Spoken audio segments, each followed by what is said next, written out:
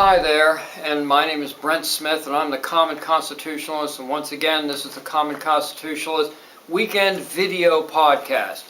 It is kind of crappy out today, a little chilly, looking like it's going to rain any minute, so I just decided I'm going to stay inside. I'll just do the podcast inside, and it's about all the time I've got to just do this, so let's get right to it. Today we're going to be talking about one topic only, and it's going to be Sweden, Islamism, progressivism, all the good isms that are plaguing the world today, but particularly in Sweden, which is such a wonderful place. So that's what we're going to be discussing today on the Common Constitutionalist Weekend Video Podcast. Be right back.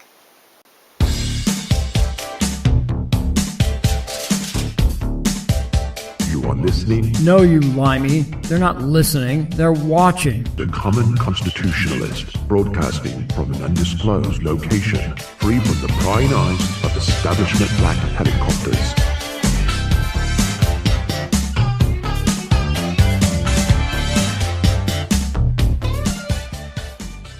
All right, I am back. Now, Sweden.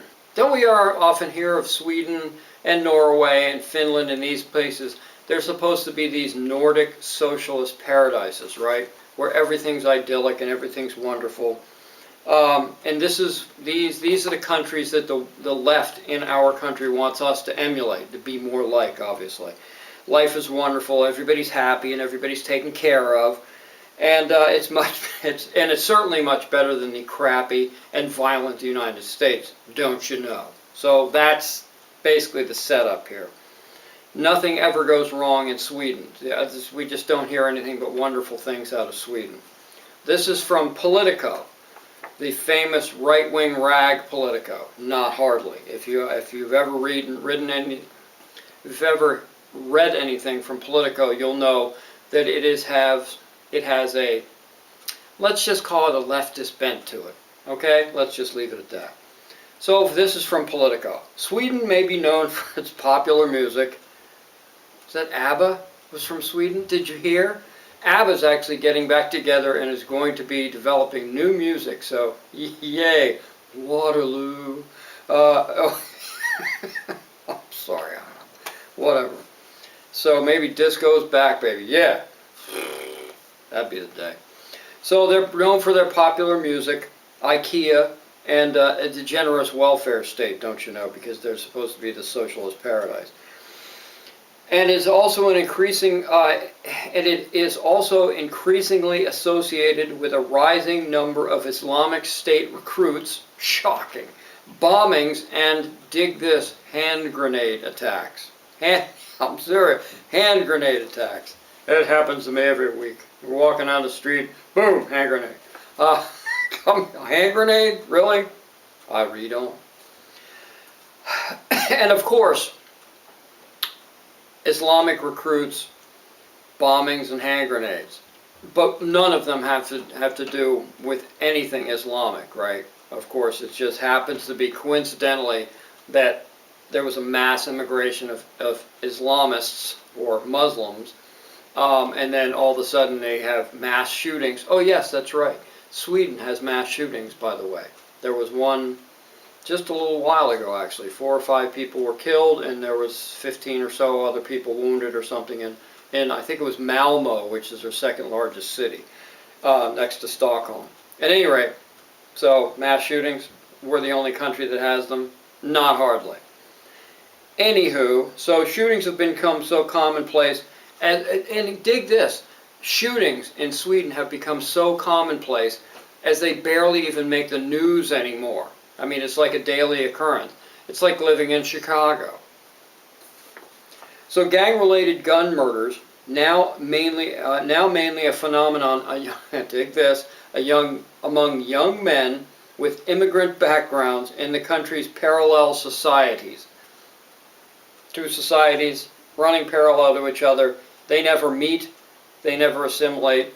We'll get into that. Shootings have increased from 4 per year in the early 90s to around 40 last year. in the immigrant communities, okay? Now, 40 doesn't seem like a lot, but Sweden is a fraction of the population of the United States, so you have to do the per capita extrapolation, which I didn't do, sorry. So because of this, Sweden has gone from being a low crime country to having homicide rates significantly above other Western Western European average. Social unrest with car torchings, attacks on first responders, and even riots is a reoccurring phenomenon. Son of a gun. But this, of course, has nothing at all to do with Muslim refugees that have, and this is my editorial comment. This isn't the Politico. Whew, perish the thought. Of course, this has none of these, the mass shootings, the hand grenades attack, the bombings, the torchings, the, whatever, and all the other attacks on first responders have nothing to do with the huge influx of Muslim immigration being allowed to flood into Sweden. That has there's no correlation, of course. There's nothing to see here. The government, of course, is in perpetual denial. They deny that there's a Muslim immigration problem, Islamic problem, Islamist problem. They deny that the violence has anything to do with the Islamist problem. And they deny existence, of course, no-go zones. Every leftist on the planet denies the existence of no-go zones. It's part of lefty school or something. Or Lefty 101, have to deny Islamic no-go zones. There you go. Back to the article. The head of the paramedics union, I'm going to do my best here, Swedish Ambulansförbundet, okay, that's the paramedics union. The head of that, Gordon Gratridge, and his predecessor, Henrik Johansson, I like Johansson, recently said that some neighborhoods are definitely no-go for ambulance drivers, at least without police protection. Because what happens is that there's an occurrence in these no-go zones. The ambulance drivers will come in and then they'll attack them. What seems to be the problem? Okay? It's the same as everywhere, including right here in the United States. It's everywhere that allow tons of mass immigration, regardless of whether it's Muslim or whatever. It's just Middle Eastern, other than Middle Eastern Christians, they don't seem to have a problem. Gee, I wonder why. But Muslim immigrants coming in, it could be from south of the border, like this latest caravan coming in that wants to invade our country with 4,000. Looks like mostly young men, but that's beside the point.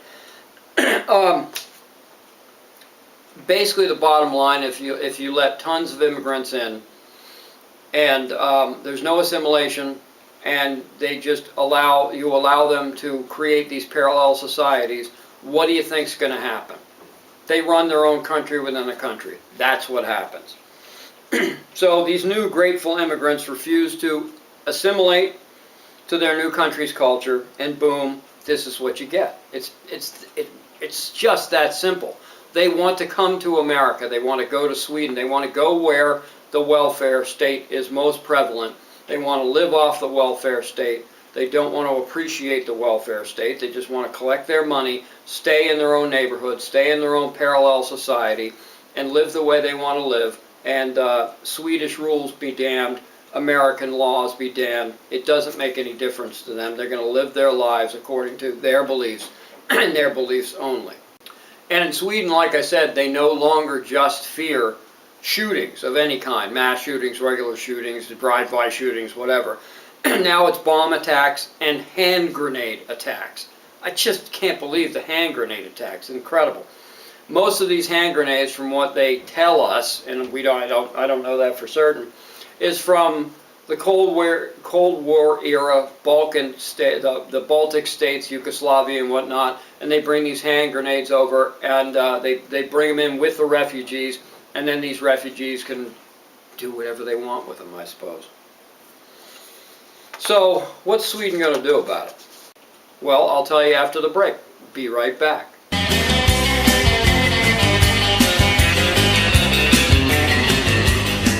You're watching the Common Constitutionalist video podcast.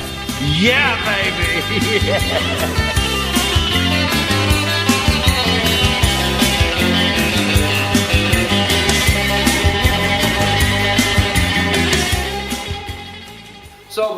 break, we were talking about, no, I was talking, you were listening. That's the way it works with a podcast. It's not interactive. Maybe someday, but not now.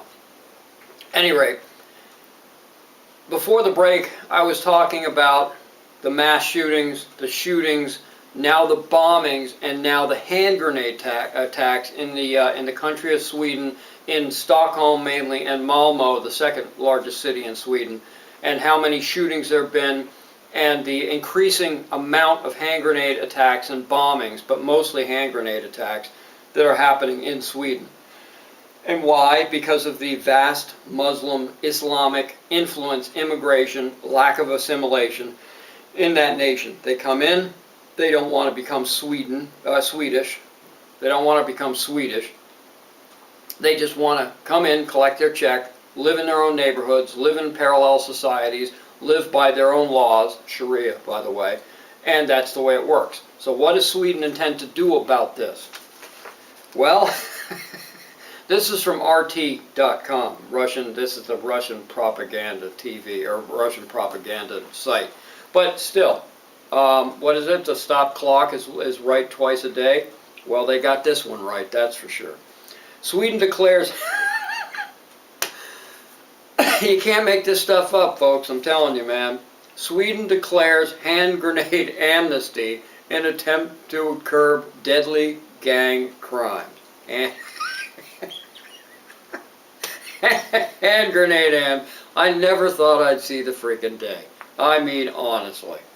I guess it would, if it was World War II or something like that and you were over in Europe, I don't know, man. But you don't see a whole lot of hand grenades going off in America. Just saying. And we're so violent, our capitalist society full of white oppressors throwing hand grenades at immigrants. Here, eat this. It's honestly, it's ridiculous. So they're going to declare a hand grenade amnesty in Sweden. So this is from RT, like I said. Sweden. I can't. It's just unreal. I love this stuff. I don't love it. It's awful. But it just the irony of this is just ridiculous. All right, Sweden. Hand grenade amnesty. I've seen everything. Sweden has introduced a temporary amnesty for anyone in possession of hand grenades and other explosives, urging the public to turn in their illegal arsenals before mid-January, this coming January, with no legal consequences or questions asked. We ain't going to ask anyway, where'd you get that box of hand grenades? So you're not allowed to ask Mohammed or Waleed or anyone else, where'd you happen to get that crate of hand grenades? Oh, yeah, I don't know. I picked it up on the street. I don't know. It was mailed to be my mistake. I have no idea where those hand grenades came from. So facing, I'm sorry. Facing a massive surge in gang-related crimes, in particular involving the use of hand grenades, police in Sweden have introduced a 3-month-long amnesty for explosive goods. I love it. From this week until January the 11th, 2019, anyone in possession of explosives which have not been in use, dig this, which have not been in use, in criminal activity. Here's a used hand grenade. There's a couple of fragments. I want to turn them in. I just blew up those 10 guys over there, but don't worry about that. No questions asked. Can turn them into authorities without being detained. That's terrific. Can they follow you? I wonder. Interesting, huh? So, anyone who contacts, is this a quote? I think this is a quote. Yes, the National Police Commissioner or something. Quote, anyone who contacts the police voluntarily during the amnesty will not be charged with illegal handling and has the right to remain anonymous, unquote, the National Police said in a statement. It's just awesome. While the public is urged to surrender the listed goods, which includes hand grenades, gunpowder, igniters, and pyrotechnical items, they are asked to avoid driving to the police station to hand over their items. out of public safety concerns. I couldn't imagine what those public safety concerns would be.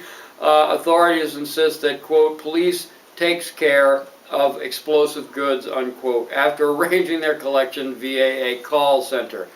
So, in other words, don't just toss your grenades in the back seat with your gunpowder, your igniters, and your other pyrotechnical items.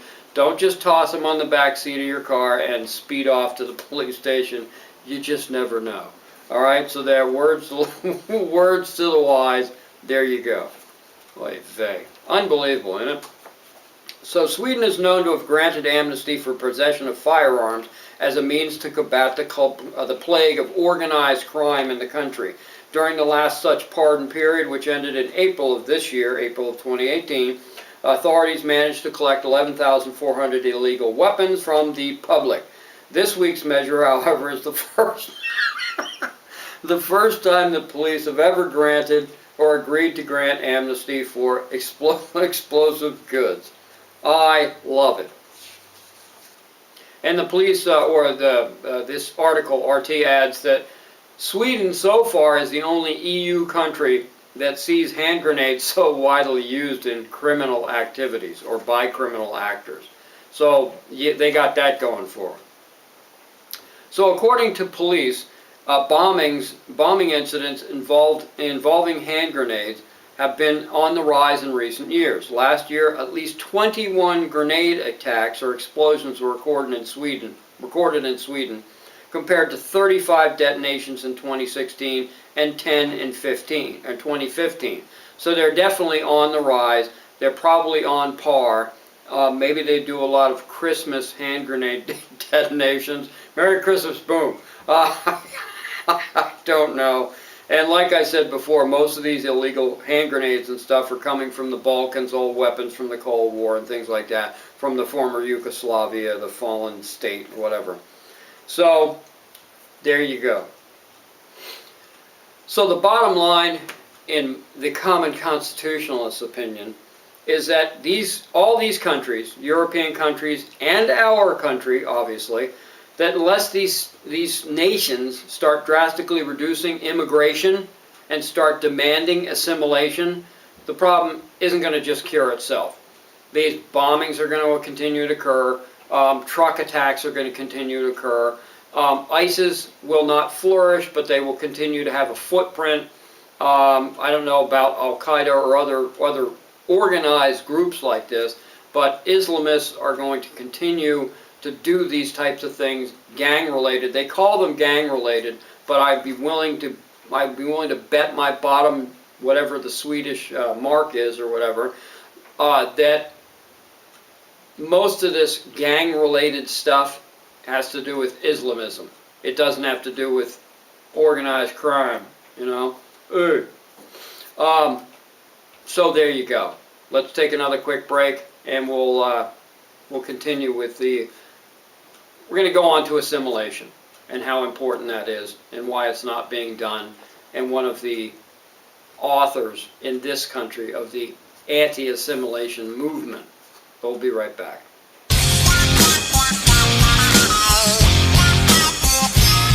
You're watching the Common Constitutionalist video podcast. Yeah, baby!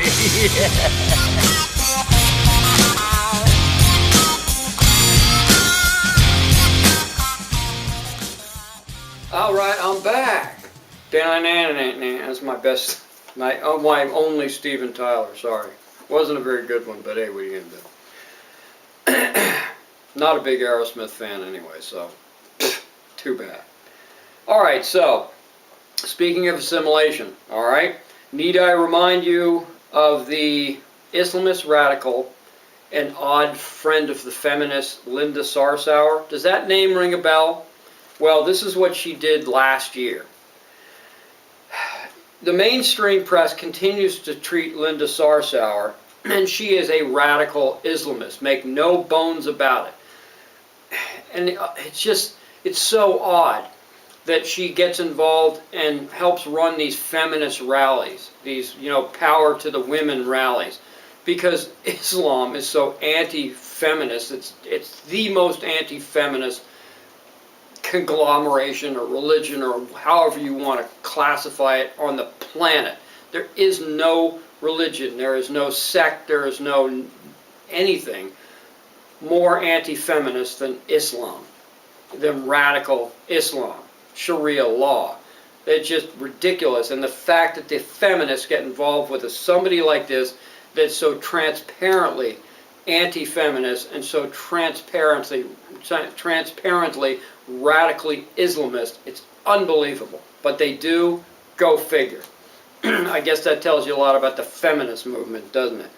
So, like I said, the mainstream press treats Sarsauer like some sort of leftist progressive, and she's so far from it. Like I said, it's ridiculous. She is a regressive anti-feminist. That's who she is. And she wants Sharia throughout America, Sharia law throughout America. And if y'all still aren't familiar with Sharia law, I ain't going over it. Look it up, and you'll see that if you have feminist, if you look up in a thesaurus or some sort of like thesaurus.com, and they'll have the synonyms and the antonyms.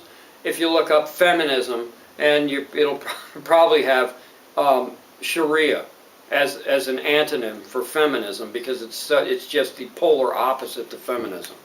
Got all that? And she wants Sharia throughout America. And it doesn't, frankly, get any more regressive than that.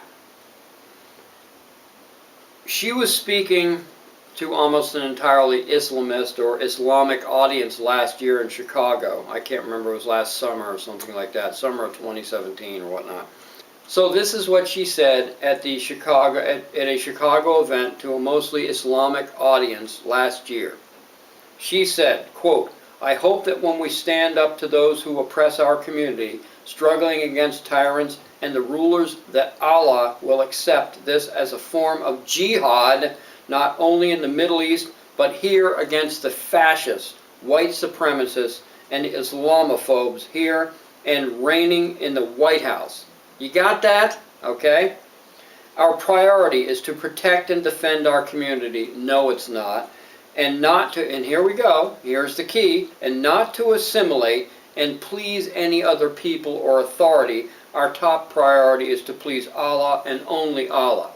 Your top priority may go to please Allah, as you say, but basically it's to implement Sharia, which is completely anti-progressive, it is regressive, and utterly anti-feminist. It's just ridiculous. And so she is a radical Islamist, and she calls us fascists. That's a hot one. Gee, who are the ones who were aligned with the fascist Hitler and Mussolini back in World War II? Oh, that's right, the Islamists. Yeah, okay. Just incredible. So, in other words, no Muslim that comes to this country, or Sweden, or Finland, or wherever, okay, England, or France, or where, and we see it everywhere that there's mass immigration of Muslims. Sorry, it's just a fact. Boo frickin' who, get over it. If you're a peace-loving, assimilated Muslim, then my apologies. But you guys have got to do something about your religion, okay? Because people have, in your opinion, people have bastardized it, and it's your responsibility, not ours. We don't need to accept radical Islam. Sorry. Anyway, this is what they do. They come into the country, they demand non-assimilation, and they institute jihad against American oppressors, Swedish oppressors, whoever they think is, whoever their enemy is automatically their oppressor. It's ridiculous, but that's the way they work it. So, you know, because we're so oppressive here in America that Linda Sarsauer wants to decree jihad against us and not assimilate into the American society because we're so oppressive, you know, especially when we hand out government benefits to lay about immigrants. Yes, that's so tough. You've got it so tough here in America. Right, that's why you came to America in the first place. There are two reasons you came to America. Either to get away from the Middle East, to get away from the poverty and the strife and the violence and everything in the Middle East, or whatever Muslim country you're from. So yeah, you you immigrants have it so difficult in America. That's why everyone wants to come here and no one wants to leave. But it's the same way with Sweden and all these other European nations that have just carte blanche, let them all in, figure it out later, and it turns out now, oh wow, what a shocker, you can't figure it out now. It's too late. Now you either have to get rid of them all. There's no way you can assimilate them because they don't want to assimilate. They have orders not to assimilate into a Swedish society or an American society or whatever. That's the way it goes.